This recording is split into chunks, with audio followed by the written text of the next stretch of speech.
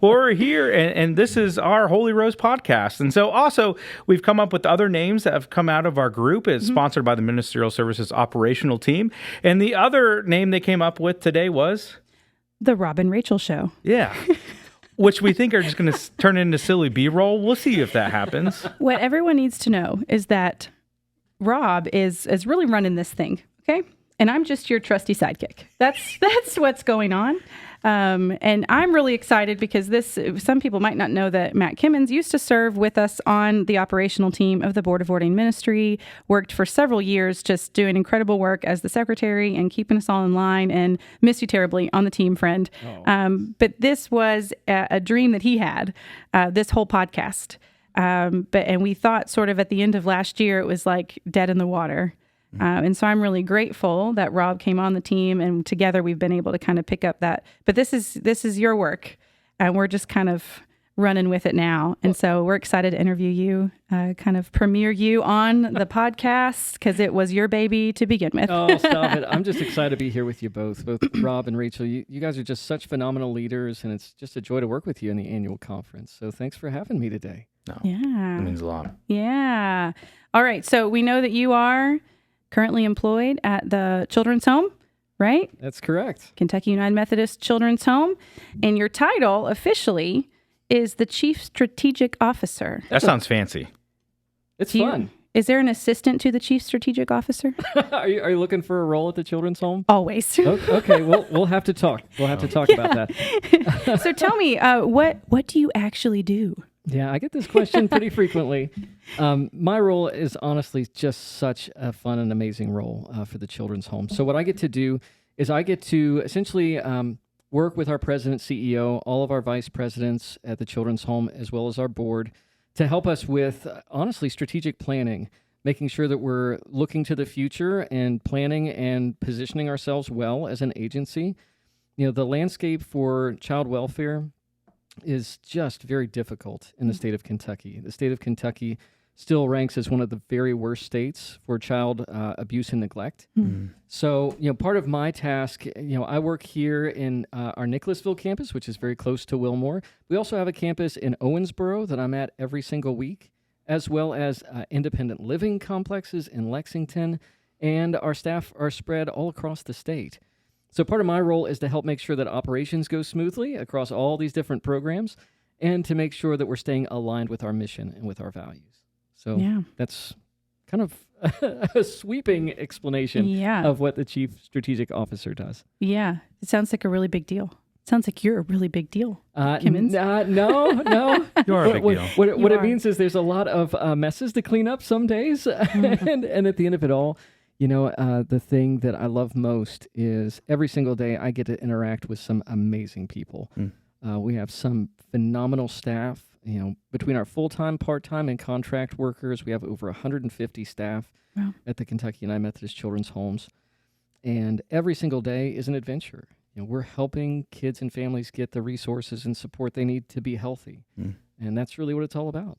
Yeah, that is what it's all about. Yeah, so now how long have you been in this role? Oh, so this is my second year. Okay. Yeah. That's what I was thinking, just over a year. What has surprised you the most about working at the Children's Home? Yeah, so being an elder appointed to the Children's Home, it's an amazing intersection of my calling as an elder. It's a tremendous opportunity to kind of blend great theology in a practical way, but also some of my passions toward just strategy and systems and organizational health. Every single day, for example, I may spend part of the day trying to renegotiate a contract with the Department of Juvenile Justice or with some of our state partners, and then spend the afternoon coaching some of our supervisors in how to be a great leader or what they need to do to get some better outcomes. So for me, it's an absolute joy, and it's a surprise every single day I show up. It's the mission that drives us, but every day is something new. So I'm continually surprised every time I show up to work. Yeah. Did you ever envision yourself moving into this kind of role? I mean, because this is so different than the local church pastor, right? No. That was not exactly the plan overall. And this is something that we talked about in the Board of Ordained Ministry frequently, especially with candidates and with our teams, is to understand our calling as this dynamic unfolding, this dynamic revealing of who we're becoming. Yeah. So, I love that. You could print that on a poster and I would buy it, I'm telling you, every time I talk with Matt Kimmons, there's at least 5 things he says where I want to write down and quote and keep forever. Stop. And like that is the first one. Okay. Put it on a motivational poster and put it in my office. This dynamic unfolding you're of who killing me. you are becoming. I'm not even trying to puff you up right now. You're killing me. I love it. I love it. And your wisdom. Okay, continue. Geez. This dynamic unfolding. That's where you were. Man, this is getting thick up in here. It's getting deep, y'all. No, but like, for me, just prayerfully thinking through my calling, and then, some of the great opportunities that I've also been given to further my education and do some research. Spent several years researching and assessing clergy and leaders and their emotional intelligence. And so to have the opportunity to kind of leverage both that pastoral calling, because I get to do a lot of spiritual life for the United Methodist Children's Homes as well, to leverage that with systems and helping the organization get healthy, it's this perfect kind of convergence for me in terms of calling. Yeah. So it's a lot of fun. I love that. I love how you're talking about I think this dynamic unfolding of this idea that your call to ministry can change and adapt over time. That's something that we don't talk about. And sometimes it feels like as elders, we're not allowed to talk about because that means that you kind of click out of the system, right? Like, I don't know, we're kind of in this system and you feel like this is it. This is the way that it is. And we might not, I don't know. I had a mentor say recently, but the Spirit blows where the Spirit will, right? And this idea that it's okay to change over time, right? And if you feel called to something, that doesn't mean that your vocational call or this call that you feel in your life hasn't changed, or that it's okay if it does change, right? Right. The way you live out your calling is uniquely you. So I think one of the strengths of our system as United Methodists, every strength casts a shadow. So, whatever your personal strengths are, it's always important to be aware of what shadows those strengths cast in your relationships and leadership and whatnot. But one of the shadows that's created in our system is related to the concept of calling. So when you think about an elder's role, let's just kind of zero in on that for a minute. I can make a really strong argument that every single pastor, regardless of setting, always needs to be adapting and changing and growing in their understanding of their personal calling, simply because every appointment and every congregation needs us to grow along with the people we serve. Sure.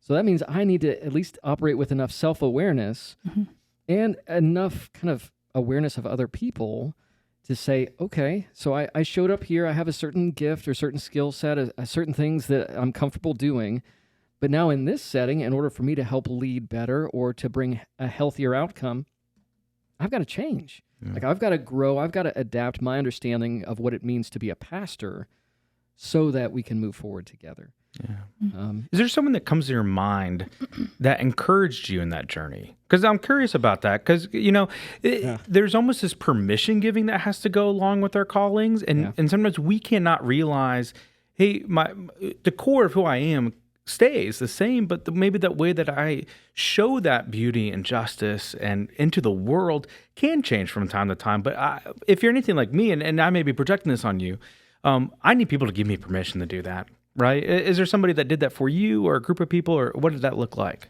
Yeah, I've had some great mentors and people in my life over the years, which I think have made a huge difference. Because sometimes we need that little bit of encouragement to help us kind of explore new things or explore new expressions of our calling.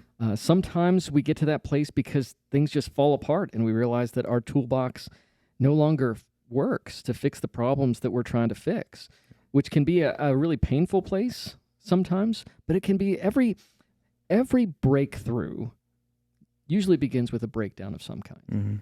When we finally realize that, okay, what I learned in school isn't working here, or what other people's advice, what they gave me, it no longer fits with who I am. So once we get to that place of realizing there's a disconnect, then the voices we listen to really do matter. Yeah. Who are those folks that we're allowing to have access to our hearts and minds? And we know in our system there are some clergy that have been around long enough that they're a bit salty. You know, What? What do you mean? Like, we're not gonna throw shade in the podcast, Yeah, but yeah. like we know that it's easy to get jaded after a while. Yeah. I mean, y'all. I mean, And how could you not in some experiences, right? In some Exactly. places, and some each person is so different the way that we walk this call together, right? That you almost okay, I can see where that is coming from, and how could you not, right? So there is some almost permission to give them to be like, hey, sometimes it just sucks, right? And we got to do something with this suckness. That's a very theological word, you know. But I think we have to process that. Yeah, I mean, everybody kind of processes the messiness of ministry in their own way. I think this is, once again, just from an emotional intelligence and a spiritual health standpoint, prioritizing self-awareness really is key because everybody processes differently. So for one person who's going to need to verbally process the mess and just the ick that they're going through, for someone else, that feels like just wallowing in the mud. Like, why are we still talking about this? Let's do something. Mm-hmm. Okay, well, that might be valid and very true for you and your experience and what you need emotionally. But for this other person, that may be a part of their journey that we don't need a shortcut. Like, there's no shortcuts through the valley of shadows. Everybody wants the quick exit. Write that one down, I know, Rachel. second one. Write There's no that shortcut one through down. the valley of shadow. I'm telling you, you listen long enough, you're going to get some wisdom from Papa. What? Oh, that was good. Man, I know I'm the old dude around You the are. table right now. It's because Kimmons realized right before we began that Rob and I still qualify as young clergy. Barely, but Just we do. barely. We're holding on for a few more months. It's all good. My kids remind me of how much gray hair I have now, so I take it in yeah, stride, but and it's all listen, good. you men get to look more esteemed with your gray hair. Meanwhile, Esteem. Distinguished. distinguished. I like that. Meanwhile, yeah, by the time I get enough authority that people take me seriously, I'll have gray hair and then I'll be like a has-been, right? Oh, stop. That's what happens. No. I'll have like 3 years of prime. Just wait. You not heard this? No, Okay, we're going to not. I don't believe it though. Okay. Yeah. Anyways, I want to go back to some of this, this leadership. It's true. That was fun though. It's true. That's another episode. Another Aging time. well. No, women. Women in ministry, the experience of women. Okay. Okay. That's good. No, Yeah. no, we definitely should do There's- that. I don't I'll want to discount that. I'll co-host that with Molly. Okay, perfect. Just the two Yeah, of us. There's a whole like series of episodes right So there. that's going to be something else, not here. that's right. So, but I think you're good. Let's get back to the self-awareness piece, right? Because one of the questions we want to ask you is how have your perception of leadership changed in the last 2 years, right? So the ways that you have served at this very unique position at the United Methodist Children's Home, I would hope that your idea of leadership has molded. I mean, you maybe didn't throw everything out, right? But what has kind of popped up for you? Is it self-awareness? What other characteristics would you say, hey, leaders really need to play into this, or to gather, or to work on, to resource themselves in this aspect of leadership? What do you think about that? Yeah, that's a huge question. Yeah, I do think it does come back to a lot of self-awareness. I think one of the things that I've seen and experienced it just for myself over the last 2 years is like making the shift out of crisis leadership into stabilizing leadership so that growth can happen does not happen by accident. I was having a great conversation with a clergy friend just a couple weeks ago, and my question to him was very simple. It's, have you processed the difference between crisis leadership as a pastor and stabilizing leadership as a pastor? Because leadership in crisis is very directive based. We must do this, that, this, that. It's like if the building's on fire, we're not taking a vote. I'm going to grab you. I'm going to throw you out the door to save your life. That's a great kind of visual illustration of crisis leadership. The problem is if we continue to function that way after the crisis is starting to resolve. Then people are just going to fight back. They're going to resist. There's going to be all kinds of hurt feelings and broken relationships because we're not transitioning our leadership into the next season. Yeah. So one of the things that I've been really thinking about and trying to process myself is, how do I make sure that I'm transitioning my own leadership approach even while I'm serving and working with folks who may still be in crisis mode? Yeah. So they're wanting or expecting me to give an answer, to give the solution, to tell us what's going to happen next, save us, pastor, do this, right? And what they're doing is they're inviting me into crisis mode. But we know that crisis mode is only an effective version of leadership when there's a crisis. How do you know when you're out of the crisis? Yeah, that's a great question. I think part of it is, once again, the self-awareness of a leader to be able to not only recognize the internal context, like we've got to have enough healthy relationships and boundaries within our ministry context to understand if our church, if our congregation is still in crisis versus is the community around our congregation in crisis. The Louisville metro area is a great example of this. It's like even if you're in that area and your congregation feels pretty stable or moving out of crisis, there's certain spots inside Louisville, Jefferson County that are in deep crisis and have been for a long time. So how am I recognizing the signs inside the congregation and in the community and broader context to know how to lead well? But the only way to do that is to have healthy relationships, because that's the only way we can actually know what's going on. With good boundaries, right? We got to have some good boundaries there. How do we cultivate those relationships? Because I think it matters who you're in relationship with, especially those who you want to receive that quality feedback from, and to help you discern, am I in crisis? Am I not in crisis? Because I think sometimes I just need somebody to throw stuff at and say, hey, help me to think through this for a second. So how do we find those folks that we can trust to be in that kind of safe, even psychological space to have that question? Yeah. And there's no one simple answer to this. Sure.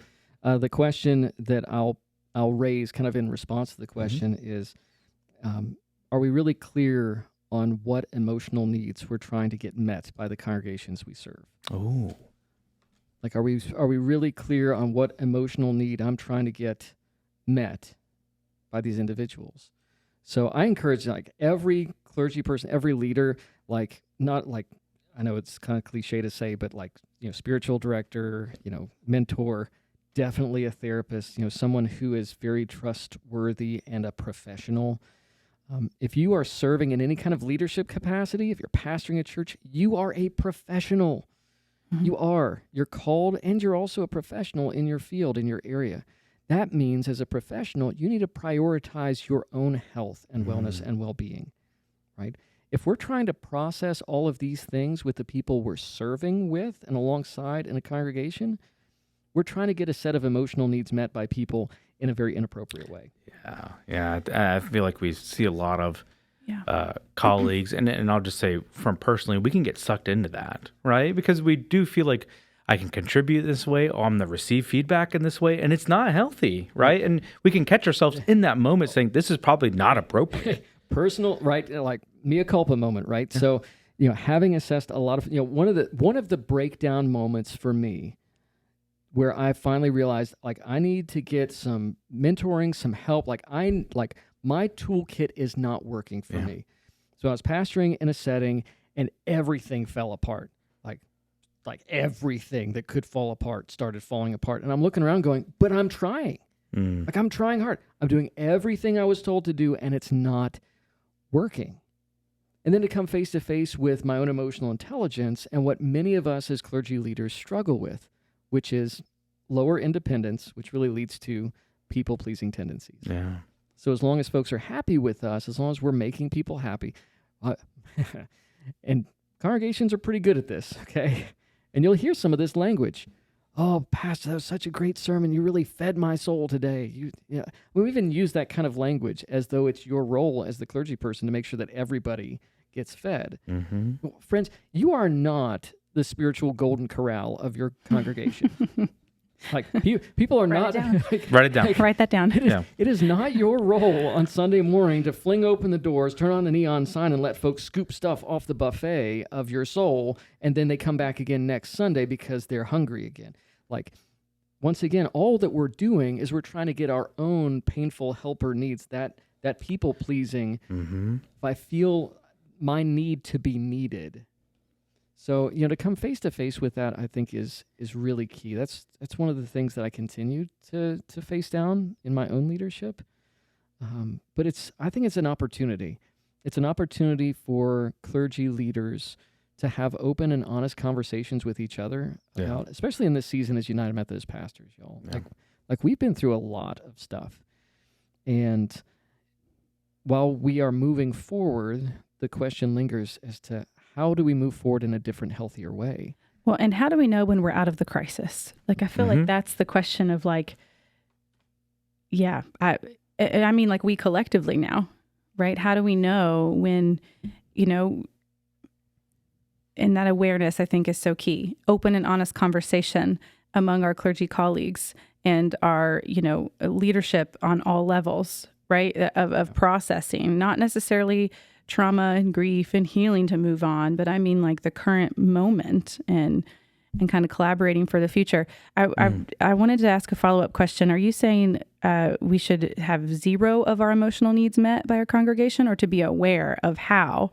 Does that make sense? Yeah, you've got to be aware of how. Okay. Because there's this kind of collaborative relationship that's developed for us as spiritual leaders in the context that we serve. So serving and ministering is a very fulfilling thing. Yeah. Like there's spiritual and emotional and relational fulfillment in that. The question that lingers is appropriate. It is. Yeah. Right. It's community. Yeah. As long as it doesn't cross boundaries. Like that's a really big thing. Like as long as I'm really clear on what emotional needs I'm getting met in this relationship, that's key. Yeah. The blind spots can and will eat us for lunch. Yeah. So to be aware of, okay, am I engaging in this way or this kind of approach to ministry because I need to feel needed? Or am I living out my calling in this way and I know when to say when? Yeah. Yeah. I feel like for me, in terms of boundaries, it was so much easier for me to be self-aware and maybe to have healthy boundaries before I was a parent than now on this side of it. Like, I feel like there's a level of like, camaraderie and understanding, and we're in this together. Because I have a church, I serve a church with a lot of young families, and I think that's a benefit of having a young clergy person with young kids. Of like, I can lead a mom's group, or I can, you know, and we get it. But I'm learning that the setting of boundaries and maintaining of boundaries is harder in this context than it was before. And I think there's something about that parenting, that shared aspect of parenting. I'm also like, I need more help now than I used to. And that's hard for me to admit. Like, my husband was out of town last weekend, and for the first time ever, I had to get up and get both boys ready and to church early and get myself ready for the service. That hour and a half where I'm usually by myself at church, I had both my kids in tow. And so the church that came around me, and they entertained the boys or fed them something, or, you know, and I mean, I'm not saying that's an inappropriate example. I've just noticed that there's more of a dependence now of like, okay, you know, I've baptized my kids in this church, so y'all are going to help me raise them. You promised. You promised. That's right. And that's great, but it's like, I don't think my kids necessarily realize yet that like they're not different than any other kid, and yet there's this boundaries. I don't know. It's just. But I think it's a great example, though, because a part of the conversation is just taking the time up front to be clear on what the expectations are. I was talking to a group of our staff just a few weeks ago, trying to coach them through kind of a difficult conflict. And my go-to phrase is, the time to figure out how to deal with conflict is not when you're in the conflict. Yeah. Like we need to figure that out before. Like we need to. It's like if you own a farm. Like, one of the first things that we're going to do is we're going to walk the property line and check all the fences, because we want to keep the things we want inside the fences, keep the things we want outside the fences. But if I've got broken fences or things that need fixed, I'm going to fix those before I put anything good inside my fences. But too often what we do is we're so busy, we're moving through just the rhythm of life and ministry. We don't have time to walk the fences, right? To structure time in our lives to say, okay, I just need to take some time and walk the fences in my own emotional and spiritual and physical health for today. Where are those places where I feel like I'm compromising my fences and my boundaries emotionally?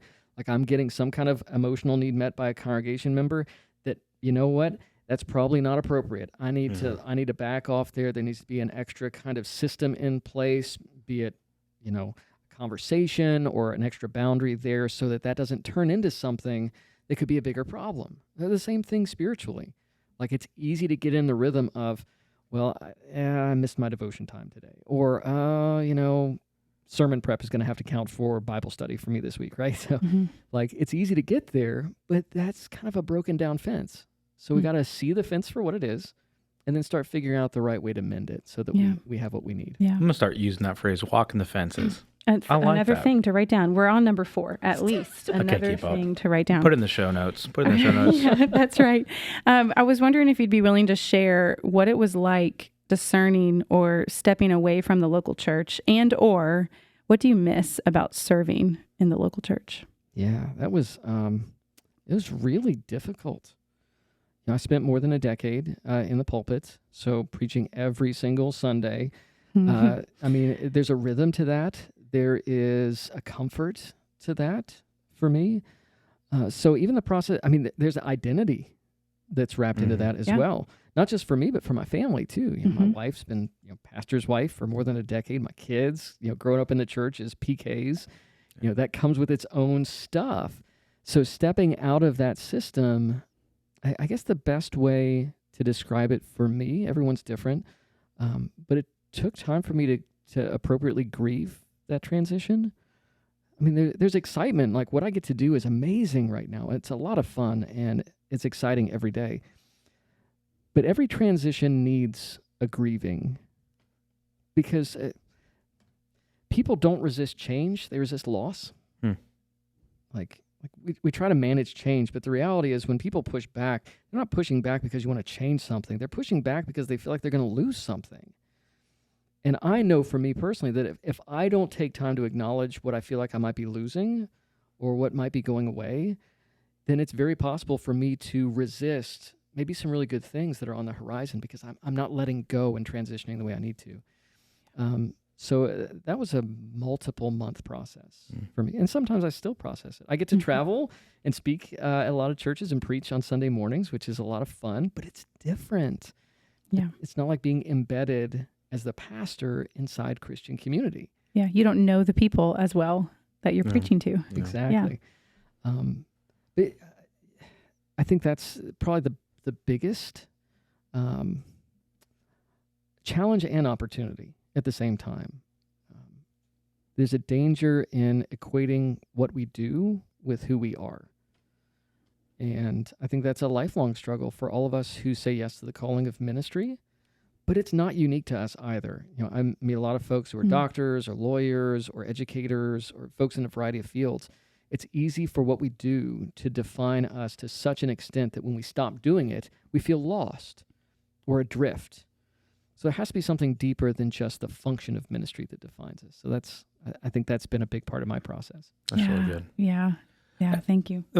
I think we all know so many folks who have made that transition, right? And the if you look at the data, right, there's going to be so many more, right? Particularly around folks our age, right? I'll include you in this with the papa or whatever called you. The people, Thank you so much. Papa, the people who still have time to have a second career, right? That's awesome. But it's really, that's on the horizon, if not already here, right? Yeah. So what word of hope would you bring? I want to ask this question multifaceted, if that's okay.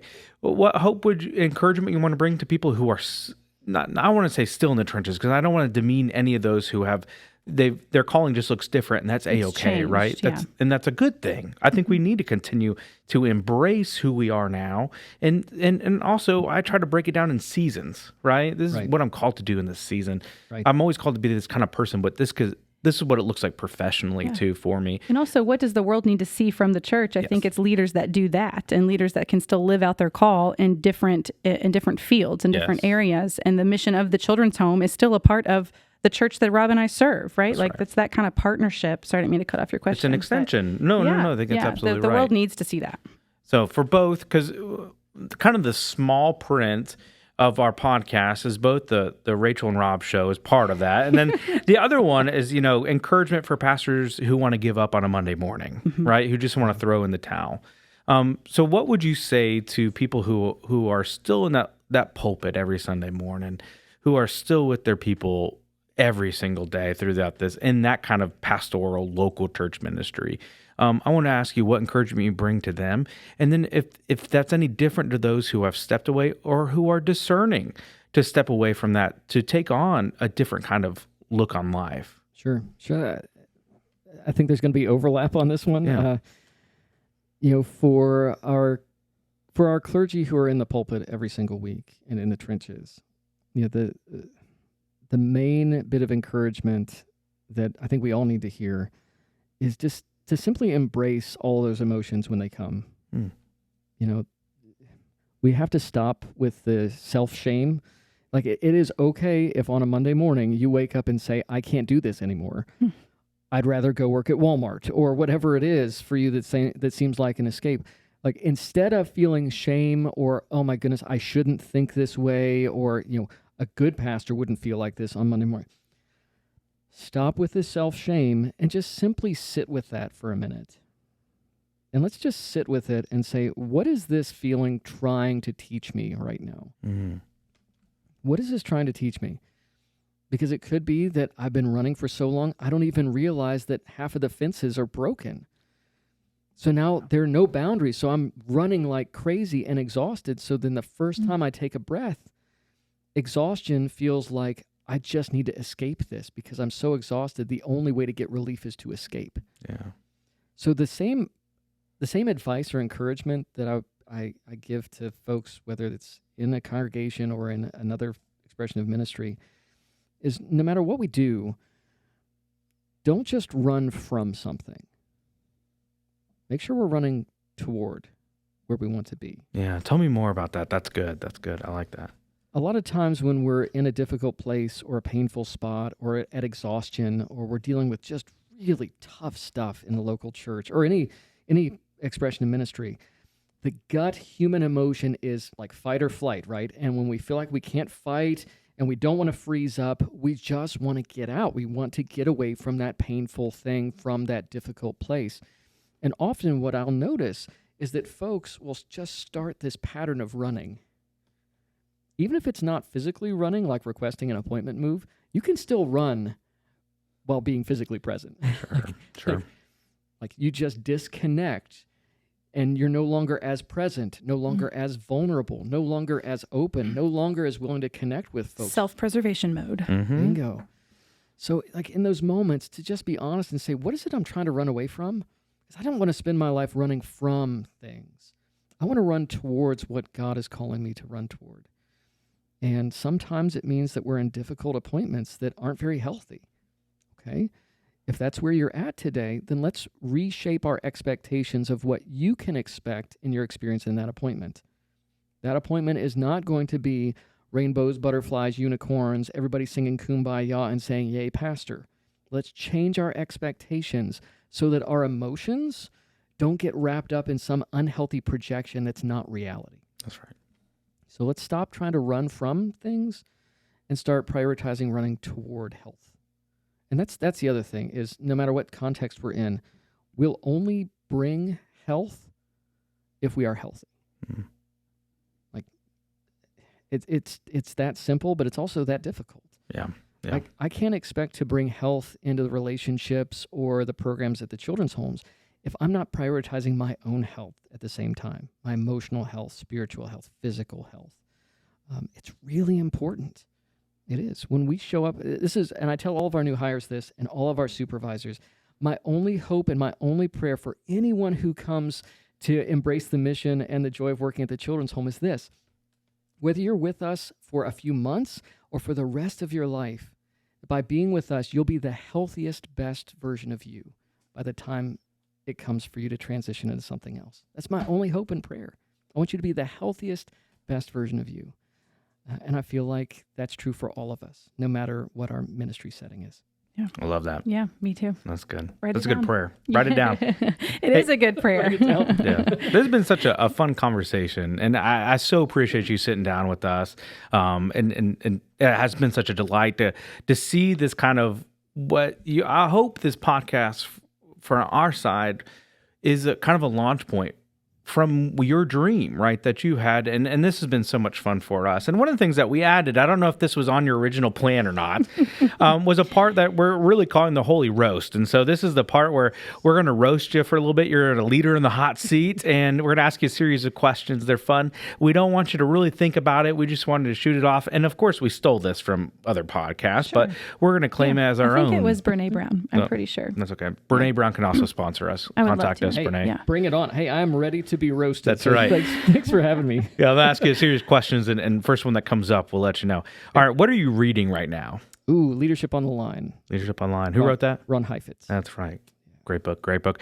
What keeps you alive right now? Ooh, time with my kids. Mm. Playtime when I don't have to do anything but just have fun with my kids.